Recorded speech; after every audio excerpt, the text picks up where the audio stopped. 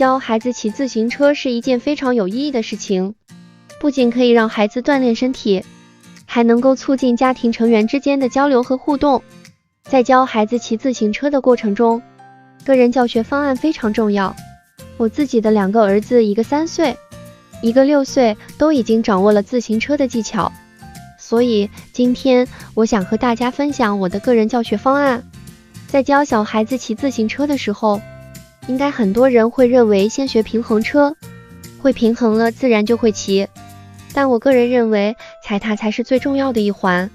因此，我的个人教学方案是先让小孩子骑带有辅助轮的自行车，并着重教授踩踏的技巧。等到他们掌握了踩踏平顺的技巧之后，再转到学习平衡车。在学习平衡车的过程中，一定要从快到慢，这样才能让小孩子掌握平衡的技巧。当他们能够在慢速持久平衡后很快学成，就可以带他们到公园或者封闭的安全场所骑车了。当然，出门骑自行车的时候一定要带好安全护具，比如头盔、手套、手肘和膝盖的护套。白天还要戴上墨镜保护眼睛，避免阳光照射。这些护具都可以在 Decathlon 购买到。当小孩子掌握了带有辅助轮的自行车和平衡车的技巧之后，就可以开始学习不带辅助轮的自行车了。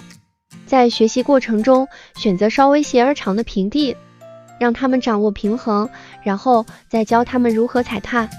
在整个学习过程中，一定要给予小孩子足够的鼓励和支持。最后，我认为在教孩子骑自行车的过程中，家长的陪伴和鼓励也非常重要，让他们相信自己可以做到。同时，选择安全的骑行场所和时间，避免高峰期和人多的地方。除了锻炼身体和增进亲子关系，学习骑自行车还能培养孩子的自信心和独立性。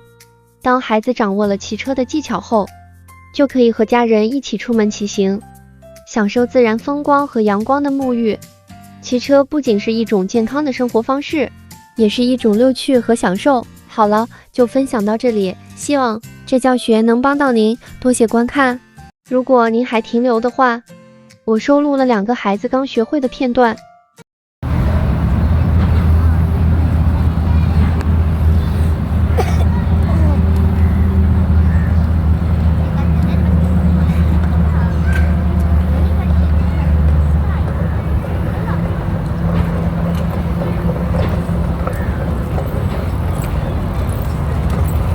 骑快一点点啊，大力踏一点就可以走了。大力踏，大力踏。大力踏。啊，大力踏。good good good。